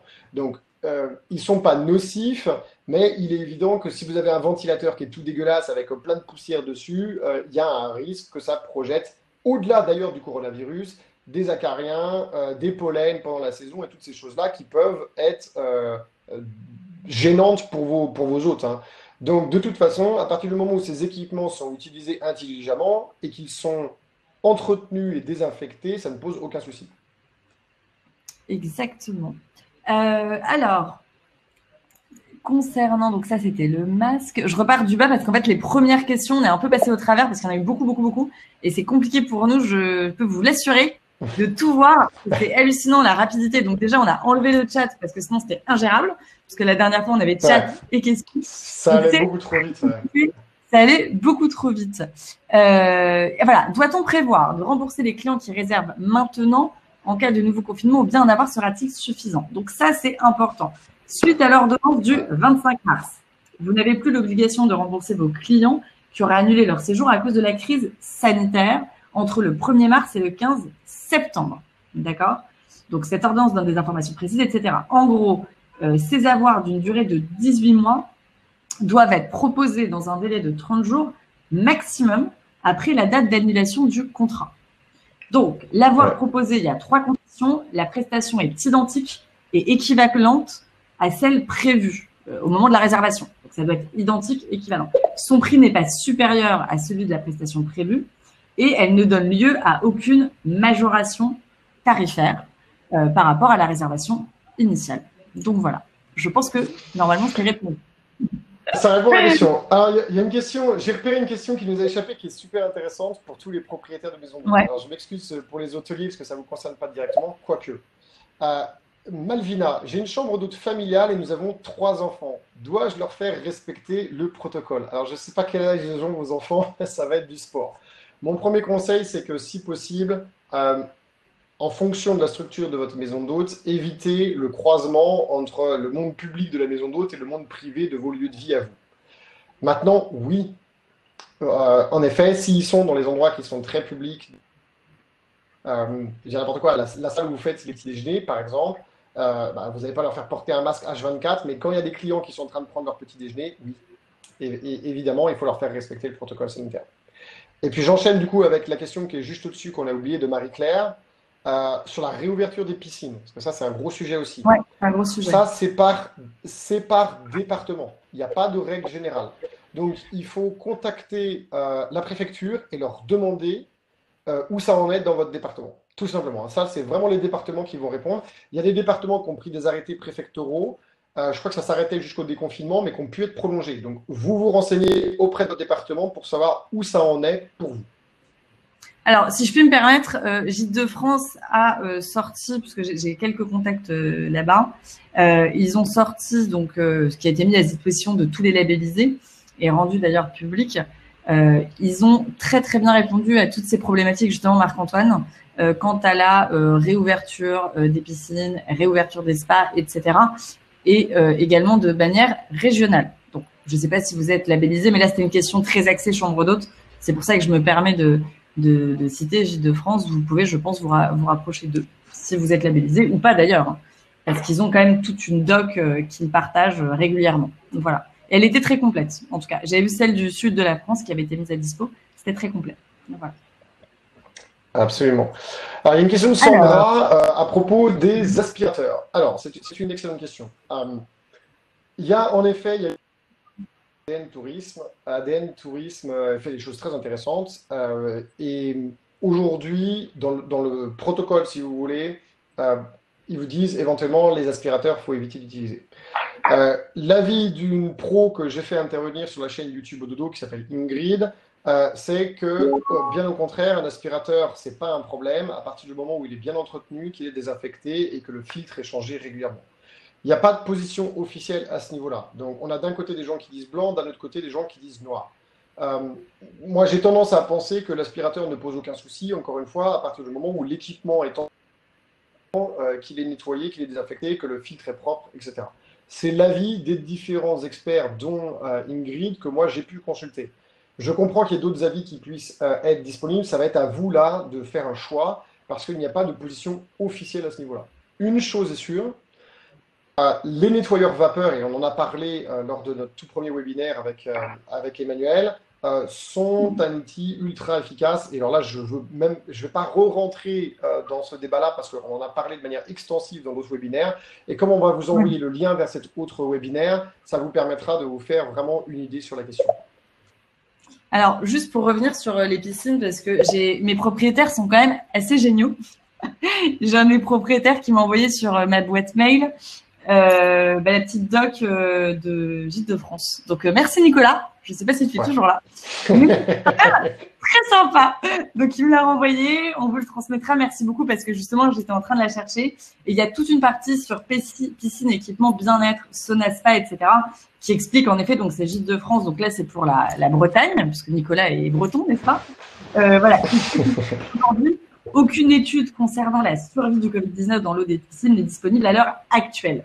Donc après, ça rentre dans des normes de désinfection appropriées, des comportements individuels et qu'en gros, afin de limiter au maximum les risques d'attraper le coronavirus en se baignant, il faut avoir une continuité dans la désinfection de la piscine. Donc, on va vous… Ah, merci Nicolas. Toujours là, j'avais pas… Donc voilà, donc je vais vous transmettre ce doc qui est absolument génial et en effet, ça me rend bien service que Nicolas me l'ait envoyé. Et on vous le transmettra également après le webinaire. Voilà. Et alors pour finir sur la partie piscine, ce qui est important de comprendre, et encore une fois, je vous invite à aller sur la chaîne YouTube Ododo, il y a une vidéo qu'on a fait avec un pisciniste qui explique bien ça, c'est que si vous entretenez correctement et que vous suivez le protocole de désinfection de votre piscine ou de vos jacuzzis, bien avant le coronavirus, ces protocoles-là étaient faits pour qu'il n'y ait pas de développement de virus, de bactéries et de spores à l'intérieur de l'eau. Donc, de toute façon, normalement, si vous faites l'entretien correctement, vous n'avez pas ce problème de facto. Il est évident que le problème est beaucoup moins l'eau de la piscine et du jacuzzi que tous les abords, par exemple les margelles, les différents ustensiles qui vont avec, etc. Sur ce sujet en particulier, il n'y a pas de consigne officielle gouvernementale, je veux dire à l'échelle nationale. C'est chaque département qui vous dit si oui ou non, vous pouvez ouvrir la piscine ou pas. Hein. En gros, le gouvernement a délégué… c'est classique, hein, le gouvernement s'en lave les mains, entre guillemets, et puis il dit au département, vous vous démerdez avec ça. Et important aussi, donc les mesures de désinfection doivent être accompagnées donc, des règles d'hygiène strictes, et en effet, il y a cette notion de capacité d'accueil. Et donc, je reprends le texte, la fréquentation maximale instantanée ne doit pas dépasser 3 personnes pour 2 mètres de plan d'eau en plein air et 1 personne par mètre de plan d'eau couvert. Donc ça aussi, c'était une notion dont j'avais parlé à l'époque avec Sébastien Emonet, qui était intervenu lors du dernier webinaire, mais en effet, ça, c'est important. Donc, voilà. Après, vous pouvez régler la question. Vous achetez des grosses bouées qui font 1 mètre de circonférence. Vous en donnez une à tout le monde. Comme ça, distanciation sociale, pas de problème. Ils peuvent patauger avec leur verre de rosé, leur grosse bouée. Nickel. Il y a quand même… Alors, j'ai perdu la phrase. C'est quand même assez drôle. Michel, il ne faut surtout pas que le client confonde piscine et baignoire. Alors, si le client confond piscine et baignoire, nous faisons face à un autre genre de problème. Voilà. Le client. Ouais. Là, votre problème, c'est que vous n'avez pas les bons clients. Voilà. Et dans ce cas, il faut clairement venir me voir. On va vous expliquer comment éviter ce type de problème de ciblage dans votre stratégie commerciale. On peut aussi en parler. C'est juste un autre genre de webinaire, mais tout à fait. L'ARS a répondu que les normes étaient les mêmes pour les piscines municipales que pour les mini-piscines, qu'un nouveau texte de loi était en cours pour l'année prochaine. Bien, merci beaucoup. Pour l'année prochaine, ça va être très utile pour l'année prochaine. Non, mais c'est… Bon, alors dans ce cas, Benoît, si jamais vous avez la ressource de l'ARS, ce serait très intéressant sur les piscines municipales et que vous pouvez nous l'envoyer, eh bien, ça nous permettra de la partager avec tout le monde. Donc, l'adresse mail, Emmanuel, tu veux donner ton adresse mail pour qu'il t'envoie ça? Parce que si vous avez cette ressource, Benoît, ça va nous rendre service, on va pouvoir la partager avec le plus grand nombre. Donc, ce que Emmanuel va faire, c'est qu'elle va vous mettre un commentaire en privé avec son adresse mail pour que vous puissiez lui envoyer si jamais vous avez accès à ça. Voilà, alors après, il faut savoir que Nicolas m'a envoyé un certain nombre de documents. Parce que, bon, il faut savoir que Nicolas est un des premiers partenaires avec lesquels on a bossé. Donc, voilà. Et en effet, il m'a envoyé un certain nombre de documents. Je vais mettre mon mail en commentaire pour les autres. hyper important en effet.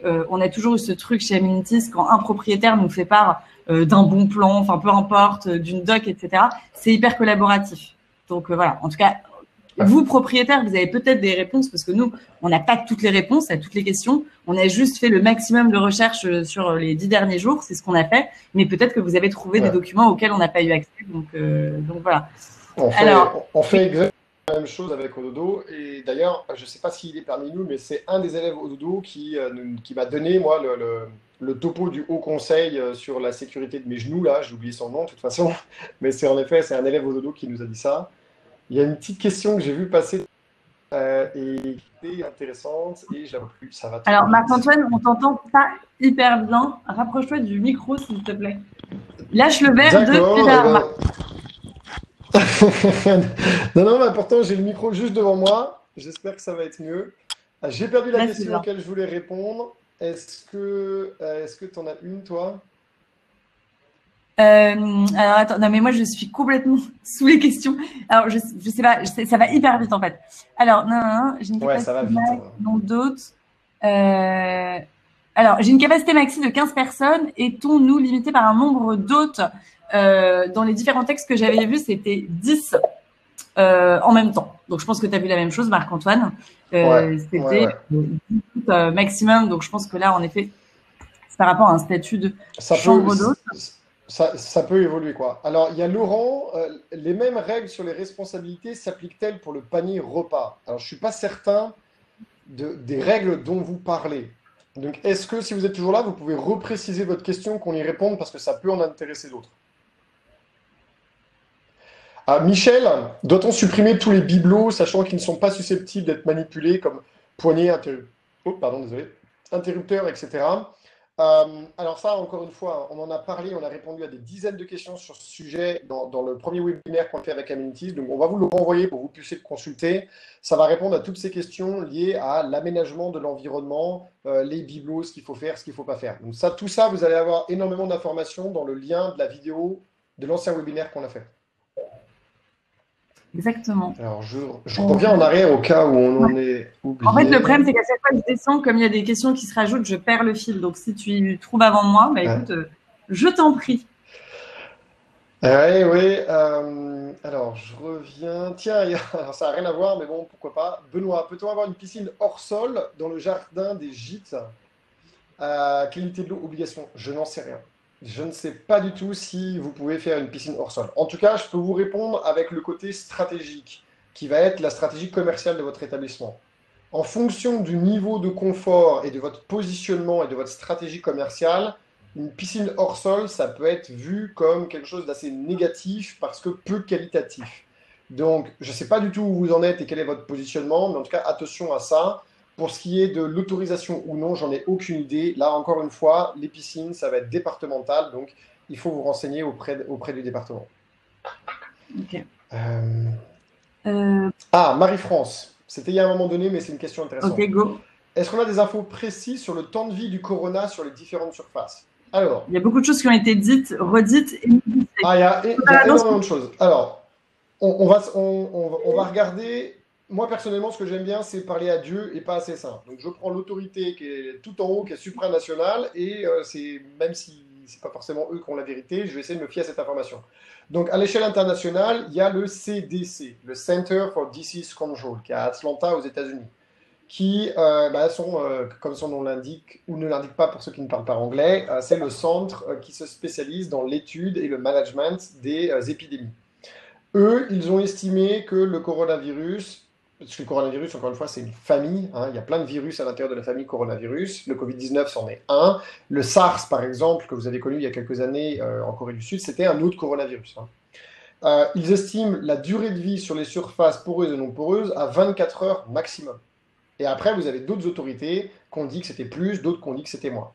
Donc, encore une fois, à vous de faire le choix. Il n'y a pas une vérité vraie là-dessus, comme diraient les inconnus. Mais le CDC dit 24 heures.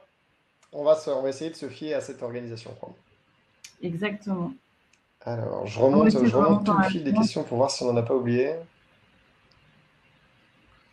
Alors, bon, après, il y a toujours les questions pour le masque, hein, c'est ce qu'on disait tout à l'heure. On va vous transmettre l'arrêté qui a été fait pour l'hôtellerie, donc restauration, etc., qui dit en effet que l'accueil doit être fait avec un masque et quelle que soit votre structure, faites-le. Parce que j'ai pas mal de questions qui reviennent Ouais. par rapport à ça. Ouais, qui reviennent. Ouais, il y en a une qui est intéressante de Michel. Les conditions générales de vente doivent-elles apparaître dans le menu du site? Alors, vous n'avez aucune obligation qu'elles apparaissent dans le menu en haut de votre site. Je vous le déconseille d'ailleurs. Parce que le menu en haut, il est là pour des questions commerciales, de parcours client à l'intérieur de votre boutique virtuelle qui est votre site internet. Et il y a des choses qu'il faut. L'information doit être séquencée. Il y a certains ordres qu'il faut respecter et des choses qu'il ne faut pas faire. Donc, ne polluez surtout pas le menu tout en haut. Complètement Par contre, d'accord. vous avez sur votre site internet un deuxième menu qui est le menu de pied de page. Avec Amenities, c'est super facile de rajouter un élément dans ce menu de C'est pied de très bien. page. C'est là, voilà, c'est là que doivent être vos conditions générales de vente et vos mentions légales. Hein. C'est vraiment à cet endroit-là. Alors, j'ai pris le parti de ne pas pénétrer dans les chambres pendant les séjours de moins. Ah, ça bouge. Pendant les séjours de moins d'une semaine. Quel est votre point de vue? Est-ce que Marc-Antoine, tu as un point de vue sur la question? Encore une fois, protocole sanitaire que vous allez mettre en place, précisez-le bien dans votre protocole sanitaire. Là, c'est du très personnel. Moi, je trouve que ça se défend. Hein. Vous pouvez très bien le justifier auprès de clients. Bah voilà, pour éviter qu'il y ait trop d'interactions et de contacts. Sur tous les séjours qui font plus de 2 nuitées, par exemple, on n'intervient pas pendant votre séjour. Bon. Et éventuellement, peut-être que vous pouvez leur dire, on intervient à la demande pendant un séjour. Si quelqu'un il reste, par exemple, 15 jours, peut-être à un moment donné quand même où il va falloir faire quelque chose. Quoi. Donc, pensez à un système qui ferait qu'il pourrait vous demander un petit panneau sur la porte, comme dans les hôtels, par exemple. Et quand il y a le petit panneau, dans ce cas, vous intervenez à la demande et vous, vous mettez en scaphandrier avec votre masque, vos gants et tout le bazar pour faire la chambre. Quoi. Tout à fait. Il y avait des questions par rapport au petit déjeuner. Bon, ça, c'était dans le cadre de la prestation petit déjeuner qui fait partie intégrante de l'offre classique des chambres d'hôtes. Actuellement, il n'est pas possible de proposer exactement le même service qu'avant la crise sanitaire, puisqu'il est fortement préconisé de proposer le service en déposant le plateau devant la chambre. C'est ce qui a été en tout cas communiqué. Et ce qui est certain, c'est l'aspect buffet fait partie des choses que vous ne devez pas faire. Voilà. Ça c'est clair. Alors, Perrine n'a jamais reçu les liens. Alors, des anciens. Oui, alors le dernier, c'est tout à fait normal, puisqu'en fait, on a eu il y a eu beaucoup d'interruptions en fait dans le webinaire et au visionnage, il était quasiment impossible de le voir, donc c'est tout à fait normal. Là, j'ai vérifié au fur et à mesure, donc celui-ci, il n'y aura aucun problème. Et le premier donc que j'ai fait avec Marc-Antoine est tout à fait disponible. On pourra remettre le lien dans le mail. Une fois de plus, à la fin de chaque webinaire, on prépare un email pour toutes les personnes qui ont suivi avec la documentation. Ne vous attendez pas à la recevoir dans l'heure, cet email. Parce que je peux vous dire, non, je ne le prépare pas à l'avance et ça prend du temps. Mais si en fin de cette semaine, vous n'avez rien reçu, premier réflexe, regardez dans les indésirables, dans votre spam, parce qu'il est possible que l'email soit tombé dans les spams. Et si vous n'avez rien reçu, vous contactez soit Amenities, soit Ododo pour qu'on s'assure que vous ayez accès à cette ressource. Ah. Il y a Siri qui me surveille.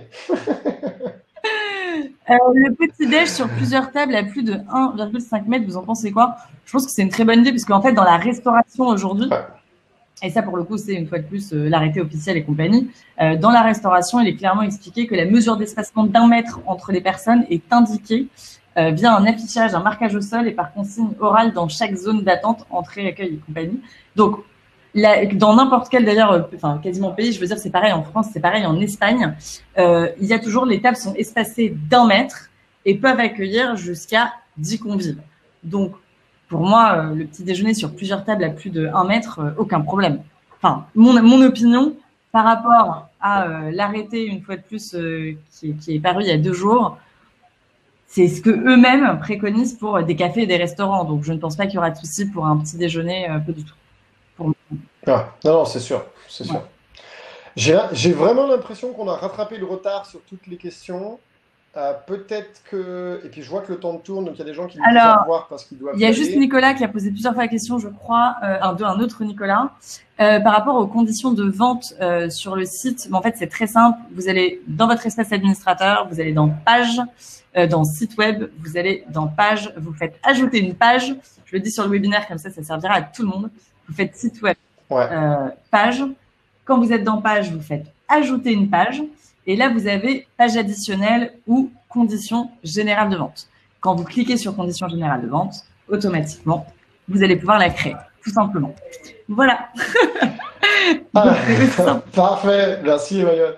Alors il y a Jade, en effet, j'ai vu cette question tout à l'heure et puis je l'ai oublié. Qu'en est-il du DUERP, le document unique d'évaluation des risques professionnels? Sera-t-il à mettre à jour suite au Covid? Alors logiquement, vous devriez déjà avoir la réponse à cette question. Ça paraît évident que oui, on va devoir mettre à jour puisque la situation évolue. Donc comme pour tout le reste, on va devoir s'adapter et être réactif. Donc absolument, ce document sera à mettre à jour et il va être amené à évoluer. Hein. Voilà, Jade, j'espère que ça répond bien à votre question. Mais je pense qu'on a pas mal couvert de choses. De toute façon, on s'était mis 1h30 avec Marc-Antoine parce qu'on trouve que c'est le bon format. Et puis après, vous avez beaucoup de choses à faire, nous aussi. Et c'était en tout cas très sympa. Je ne sais pas s'il y a d'autres questions auxquelles tu peux répondre. Mais, si on tarde trop, si on tarde trop, je vais être en retard pour le deuxième apéro. Faut pas déconner. Quand même. Je comprends. Alors, nous n'avons pas la même vie, vraisemblablement, Marc-Antoine. Pour ma part, ce n'est pas au programme. Mais je t'en dis j'ai une montagne comme ça là. Donc, allez, en tout cas, il nous reste quelques questions. Quatre petites minutes avant qu'on soit à 16h30 et qu'on se quitte. Donc, s'il reste quelques questions, n'hésitez pas. Alors, peut-on avoir l'adresse GNI? Alors, GNI, c'est le groupement national des indépendants. Si vous tapez dans Google groupement national des indépendants, hein? Après, je pense que c'est référence au texte que je lisais tout à l'heure. Donc, en effet, c'est sur le site GNI, mais je comptais le remettre de toute façon, Marc-Antoine, dans le mail. Parce qu'en effet, c'est le lien que je montrais tout à l'heure qui est gni-hcr.fr. Mais il y a en effet un / spécial Covid, etc. Donc, je vais envoyer le lien directement parce qu'ils ont plein de sujets, évidemment, qui sont traités sur leur groupe. Donc, ça ne me pose pas de problème, Marc-Antoine, plutôt qu'ils recherchent sur Google, de transmettre directement le lien en question. Voilà. Alors, Alain, vous avez dit pas de réponse à une question posée il y a 36 minutes. Ce protocole sanitaire, faut-il le mettre sur le site et ou conditions de vente ou dispositions légales? Donc, on a répondu, Alain, c'est que vous n'avez pas écouté. Ouais, on n'est pas très fiers. Il faut qu'il soit sur le site internet, si possible. Emmanuel va vous envoyer un exemple de site internet dans lequel il y a une page Covid, dans lequel il y a ces informations. Et il faut l'avoir en version de papier si quelqu'un demande et si possible, si quelqu'un veut le consulter. Hein, voilà, ça c'est super important. Exactement. Écoutez, je pense que j'étais en train de vous voyez, Marc-Antoine, ça va pas du tout. Mais non, c'est très bien. Marc-Antoine, je pense que nous avons tout dit en fait. Ah, non, il y en a une. Béatrice, si une personne déclare un Covid durant le séjour, considère-t-on qu'il s'agit d'un cluster, que cette personne et le reste de la résidence doivent être mis en quarantaine, qui paye et rembourse les suivants pour cela? Alors, d'abord, ce n'est pas vous qui déciderez si c'est un cluster ou pas, c'est la préfecture et l'agence régionale de santé. Donc, pour la partie qui décide que c'est un cluster, c'est pas vous, c'est l'agence régionale de santé. Les autorités sanitaires. Ensuite, c'est eux aussi qui vont décider si la résidence doit être mise en quarantaine ou pas. Donc, ce n'est pas votre responsabilité. Qui paye et rembourse les suivants pour cela? Eh bien là, encore une fois, d'où l'importance de vos conditions générales de vente. Hein. Tout ça, il faut que ce soit prévu dans vos conditions générales de vente. C'est un cas de figure qui doit être prévu. Donc, il faut absolument le mettre dans vos conditions générales de vente. Et Nicole, qui est une élève au dodo, nous demande si l'hôtel n'a pas été fermé, est-il obligatoire les analyses de légionnaires pour les chaudières d'eau chaude? Je ne sais pas. Tu sais ça, toi, Emmanuel, à ce niveau-là? Alors, attends, ça a coupé. Redis-moi. Parce que je vois pas la question. Il y a une question de Nicole à propos des analyses de légionnaires pour les chaudières d'eau chaude, si l'établissement a été fermé ou pas. Je ne sais pas. Sincèrement, ça, c'est l'agence régionale de santé qui va nous répondre. aucune idée. Et déjà, sachez que… Nicole qui va vous répondre. Ouais. Et honnêtement, déjà, pour vous expliquer, c'était des sujets très compliqués, enfin, entre guillemets, pour nous à traiter parce qu'on essaie d'avoir le max d'infos. Après, c'est vrai que ça, c'est des choses très spécifiques. Et en tout cas, parmi les recherches que j'ai fait, apparemment, Marc-Antoine, c'est pareil. J'ai vraiment aucune indication sur la question. Donc, je vous réponds, je ne sais pas. Ouais. Je préfère. Voilà, et c'est bon. Super. Et ben, écoutez, Manuel, j'ai l'impression qu'on a répondu à toutes les questions. Donc, on va vous quitter. Vous retrouverez bien évidemment eh bien, tout ce webinaire et puis toutes les informations et toutes les ressources dont on vous a parlé. On va vous envoyer tout ça par email. Voilà. En tout cas, merci beaucoup. C'est fou parce qu'à chaque fois, vous êtes très, très, très nombreux. Donc, c'est assez impressionnant. Voilà. Et on est vraiment ravis de vous avoir à chaque fois. Et s'il y a quoi que ce soit, ben voilà, vous nous écrivez. Et voilà. On se parle très, très bientôt. Allez, ciao, bonsoir. Merci. Bonne crêpe, Nicolas. Au revoir. Top.